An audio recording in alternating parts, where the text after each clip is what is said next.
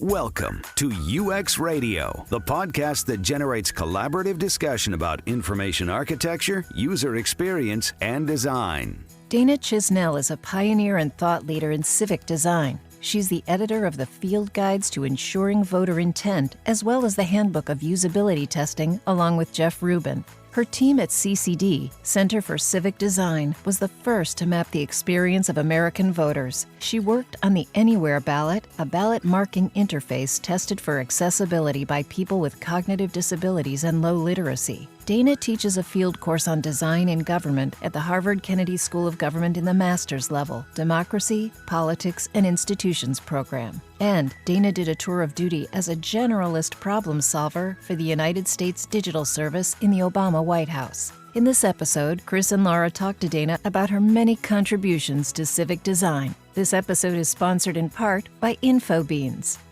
Here are your hosts, Laura Federoff and Chris Chandler. Hello, and welcome to UX Radio. Today, we have a very special guest with us, Dana Chisnell, who is a pioneer and thought leader in civic design. And we're just thrilled to talk to you today. Here is my co-host, Chris Chandler. Hi, Chris. Good morning, and good morning, Dana. I am delighted to be here in so many ways. Thank you for inviting me. Dana, the one thing I just have to start with, which is your Twitter account and every day a civics lesson. I'm just wondering, what's today's civics lesson? I wonder that every morning when I wake up. What's going to be the big lesson today? I had somebody ask me recently if I had a bot that just pushes that out every single day, and I don't actually. So there's the behind the scenes look.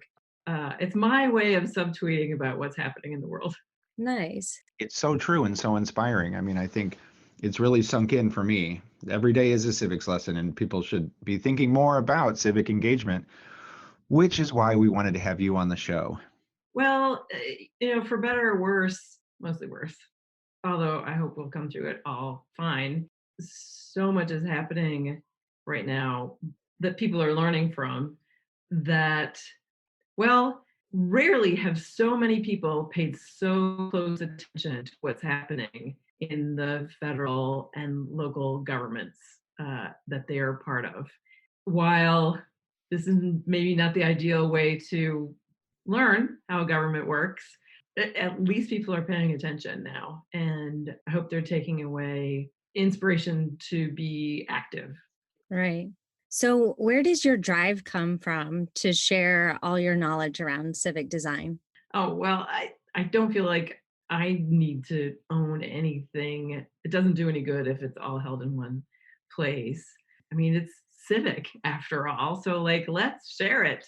But it was always a principle that we worked while I was at the Center for Civic Design, which I left at the end of January 2020. And the team there continues to share everything that they've learned and to make excellent products out of those things that are also open and free for use by anybody.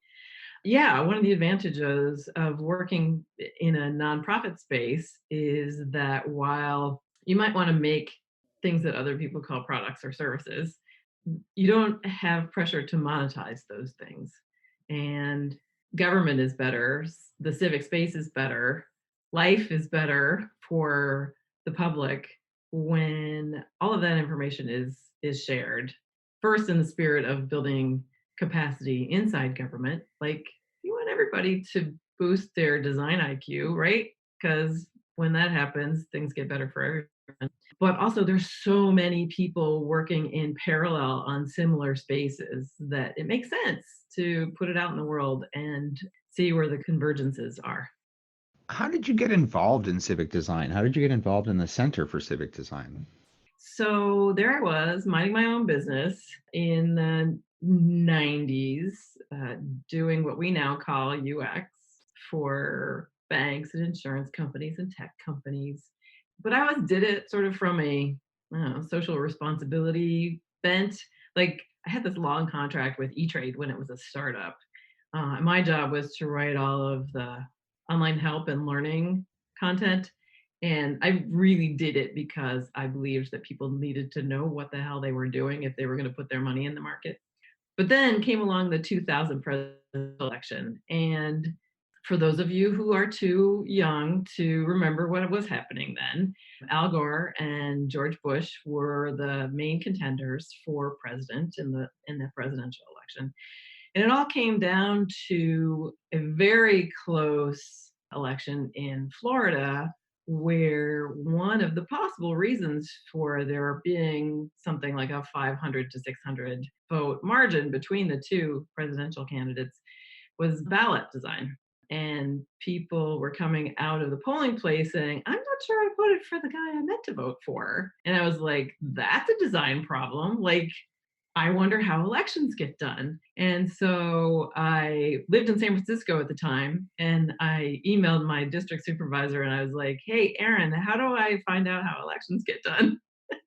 And he's like, so you just go down to City Hall, the election department's in the basement, and you introduce yourself and you say, I want to learn about how elections get done. And so I did. And that was kind of the beginning of that. That led to, and sort of was coincident with, some other research projects that I got asked to help with, like super nerdy stuff, because I was working in plain language a lot. Got invited to work on a study about instructions on ballots for the National Institute of Standards and Technology. And then I got lucky and was at a reception at a tiny little symposium where somebody said, oh my God, he was the head of elections in Washington State. He's like, we should be doing user research and usability testing. Why are we not doing that? And so over time, I developed this hobby. So I was letting banks and insurance companies and tech companies subsidize my civic design hobby. And in parallel, Whitney Quisenberry was doing other interesting projects related to voting in elections and design, usability, and accessibility. And in 2013, a coalition in California came together. They had actually come together in 2012, but they got some funding and put out a call for grant applications. And the executive director of that coalition called us up and said, you two will make a proposal and you will go do some work on this, which ultimately led to two big things. One was our forming the Center for Civic Design in 2013, and a complete redesign of voter guides in California. That's amazing. That sounds so exciting to have worked on and also to see it in implementation. Well, it's interesting too, because nobody else was really paying attention to that space at all. Like, how hard could it be to mark a ballot and cast it? But there are obviously a lot of design needs. But in those days, we could just go along quietly doing our thing, working with county and state election officials, little by little, developing tools that they could use. And in the meantime, developing and expanding this little library of the field guides to ensuring voter intent that are loaded with research-based guidelines, super simple and cute. And I mean, the books are cute. The guidelines are dead serious. But that was kickstarted.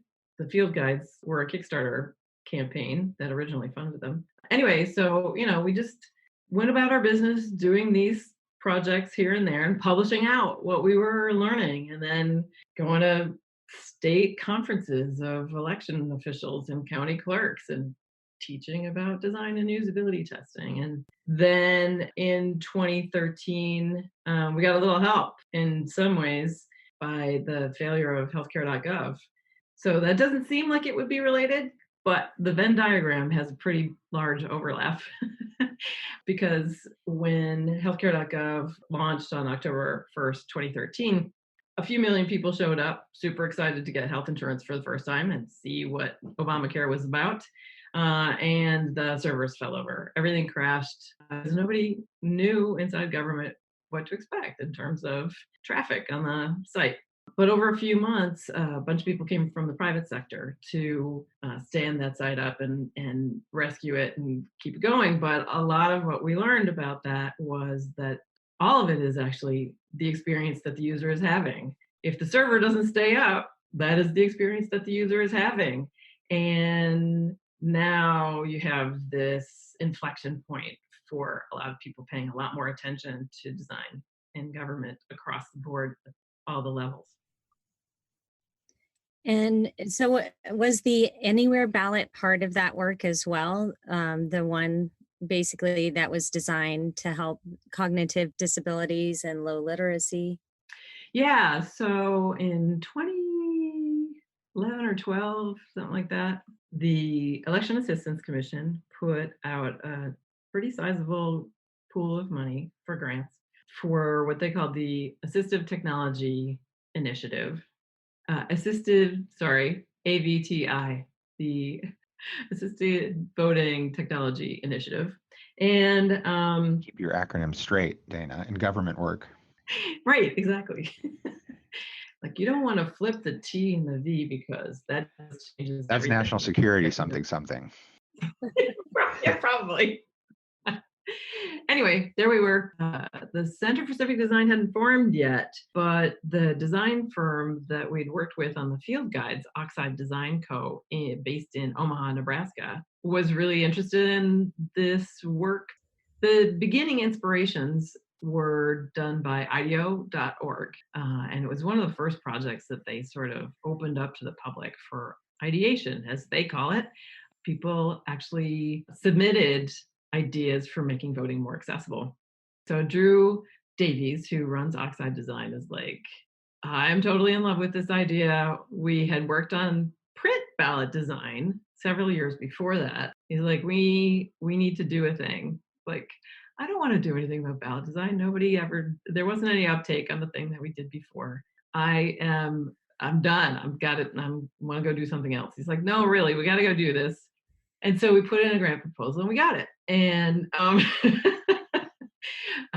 that is what became the Anywhere ballot. The idea was, it was a digital user interface that was standards and browser compliant, which, in 2012, 2013 was kind of a big deal, right? It was not just a given that you could do that. Our thinking was there had been a lot of work on accessibility for people who were blind or had mobility issues, but like, what could we add to that body of knowledge by doing user research and testing on this important UI with people who are on the spectrum, or who have low literacy, or who have low English, or who have short-term memory loss.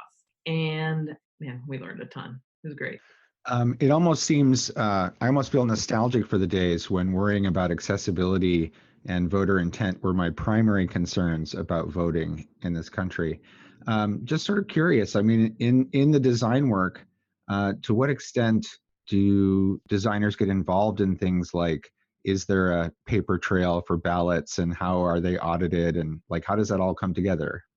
We've been in the throes of those discussions for all of the decades that they've been going on. Actually, Whitney was very involved in the standards making around all that stuff and the drafting of legislation, in particular a bill called the Help America Vote Act, which passed in 2002, that included some of those standards. So yeah, always part of that discussion. And every now and then a thing happens in the space where, let's say security becomes an important topic. And now somebody wants to trade off the usability and accessibility and privacy for the security. But our position is that you can have it all. If you have all the right people in the room, you can get to good solutions. One of the things I personally am always surprised about is how distributed and different all the systems are, right? Like that voting happens in different ways depending, I think, down to the county level generally. I'm not sure. I'm actually, that's probably a better question than a statement. And I wonder if I could ask you an unfair question. Sure. Along those same lines, which is, how concerned are you about election security based on what you know? You have living in a federal republic to thank for all the different ways states approach elections. There's practically nothing in the Constitution about how elections get run. And partly because of how we grew up as a country, you have all of these different election cultures that kind of bubble up. So like in Massachusetts, there are 351 towns and cities that run elections, whereas in California and Washington and Oregon, it's almost exclusively counties that run elections. In Wisconsin and Michigan, it's townships. So like now you know the level of trivia that I'm good at cocktail parties. Invite me to your next quarantini party. For the second question around security, this is a really big deal. I am very concerned about it. The results of the 2016 election, no question, were the result of foreign countries actively persuading people to stay home. Now, I think the thing that surprised us all about that was like we were not expecting hacking of our culture and society. We were expecting hacking of technology. And while, yeah, there was some hacking of technology, like that was not damaging really and is preventable pretty easily. And election administrators all across the country have much better tools now than they did in 2016. Thank you to a department in the Department of Homeland Security, actually, that works very hard at making sure that election officials understand what they need to do and help them do it. So while some level of that is in hand and people are working really hard at that, humans are clever and humans are going to come up with other ways that you haven't seen before to screw with voters that will affect the outcome of elections. So if that's security, then yeah, I'm pretty worried about it. I'd love to change the subject a little bit and get a little bit of insight into how fascinating was it to work with Obama? I wish I could say that I was in the room with him every day, but I was not. I was not that important. But being part of the United States Digital Service from October 2014 to October 2016 was amazing. Everything was urgent and important. We were basically standing up a startup inside the executive branch in the federal government. Nobody had really done that since the Peace Corps was formed in the 1960s. And we were all learning all at the same time about how to do it and how to make it work and how to get things done. It was both a very heady experience because you walk in the room and people know that you're from the White House and they change their behavior, and that's just weird. But also it was the most challenging and most frustrating work I've ever done in my life, just like trying to bring user-centered design to the back shop of a major government agency.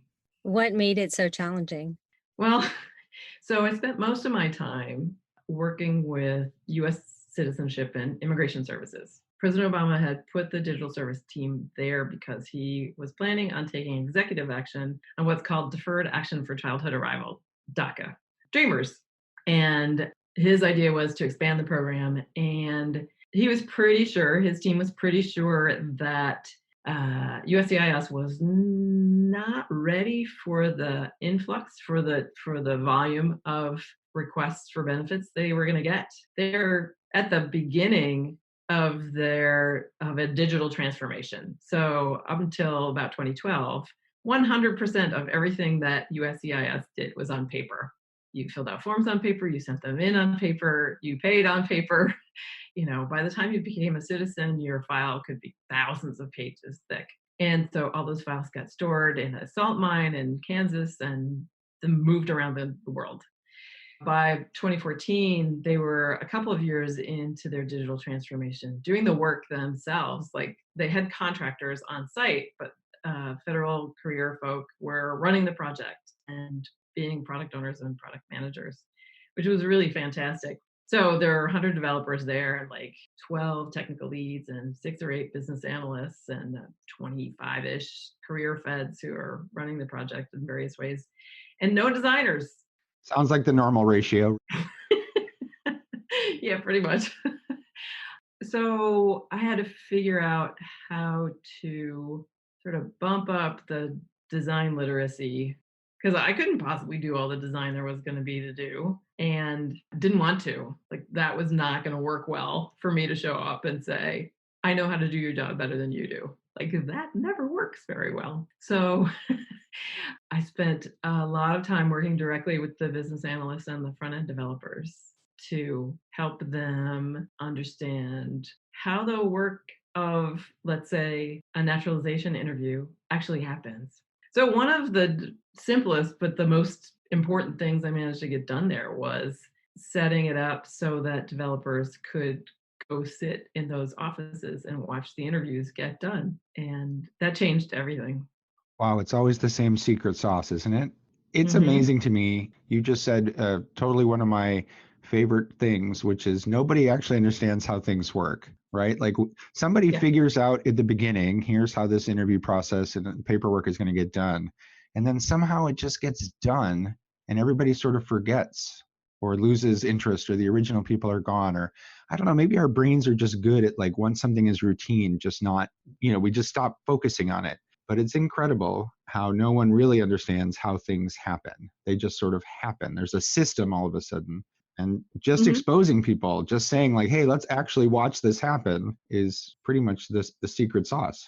Yeah, that's exactly right. In fact, my project partner, Molly Ruskin, and I had gone out to some service centers to do some user research about how DACA got adjudicated and came back with, some really simple reporting out. And the chief of the division actually stopped in my office and said, we never actually knew how that work got done before. Yeah. I want to jump ahead to the present and work backwards a little bit because I know that you're doing some new work, right? You left the Center for Civic Design at the beginning of the year. So I'm curious about what you've been up to in 2020. Yes, I went to work at a civic incubator at the National Conference on Citizenship. NCOC was founded by Dwight Eisenhower and Harry Truman. Post World War II, the idea was to tap the patriotism and the civic engagement that people felt during the war and try to keep that going. They have held a conference every year for 75 years or some kind of convening. Most of these events are about helping community-based organizations continue to promote civic health in their local communities. But NCOC looked at what was happening in the world and the country and decided that they wanted to run some experiments. And so invited a few projects to do that. One of them is the one that I'm part of. We call it Project Redesign. I am doing this work with a couple of people who I worked with when I was at the US Digital Service in the White House. And we're exploring how government can do more user-centered policy design to move design further upstream.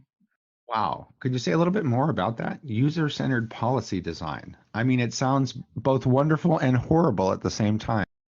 The sausage is delicious. We're all familiar with user-centered design in creating user interfaces, mostly digital user interfaces. But of course, this extends to lots of other kinds of design as well. In parallel, policymakers, policy analysts have been using a design process for as long as it's been a profession or a practice. And they do what they think of as community involvement, which mostly is asking experts and academics, and in some cases, heads of community organizations to advise them on laws and regulations and things like that. But they hardly ever go directly to the people who are meant to be the recipients of the service that the government is providing. And so this leads to unintended consequences, usually not bad, but imperfect. Like you don't get the outcomes that you want necessarily. And so, for one of my favorite examples is healthcare.gov again. So 40 million people in the United States did not have health insurance at that time. Many of them had never had it. And so now you open up an exchange where it is possible to get affordable health insurance, but nobody thought of the fact that there wasn't anyone to help people learn how to use it. So because people didn't understand like out-of-pocket costs and what a copay was and what deductible meant, people were paying for insurance and not using it.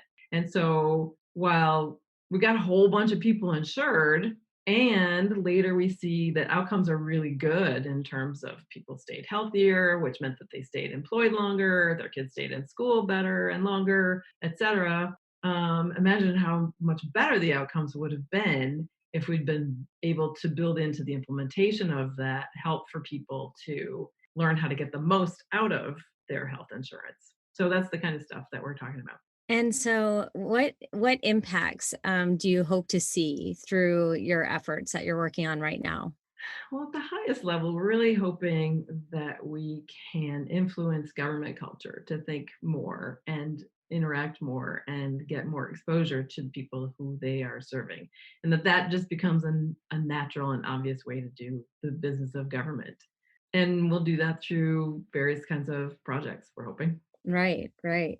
And so this, since it's a nonprofit, it is something that you're looking to others to help fund. Is that correct?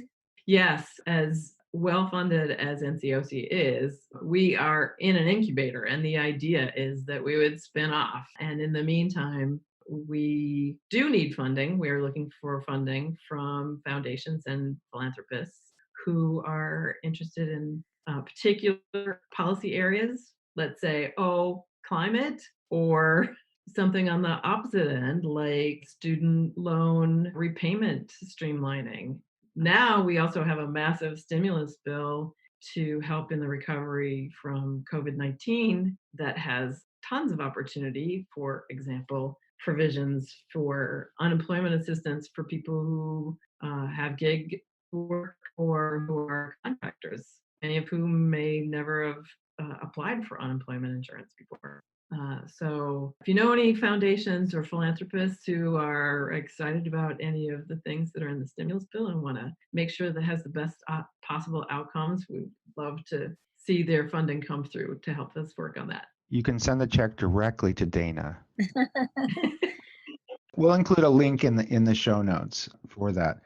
Dana, you said something earlier. There's never been as many people paying as much attention to what's going on in our civic society as there are now. So another two-part question, if you don't mind. I'm curious, what's some stuff that's out there that's really inspiring to you in this space? Who's doing incredible work? Where are they doing it?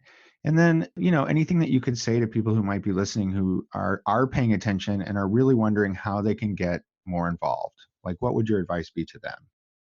There are now so many people doing so much good work, from public benefit corporations like NAVA that are doing contracts directly with government, in some cases doing greenfield work first, where they're like, these kinds of benefits are messed up. We're going to go make a thing and then gift it to government or get a contract where they can help implement.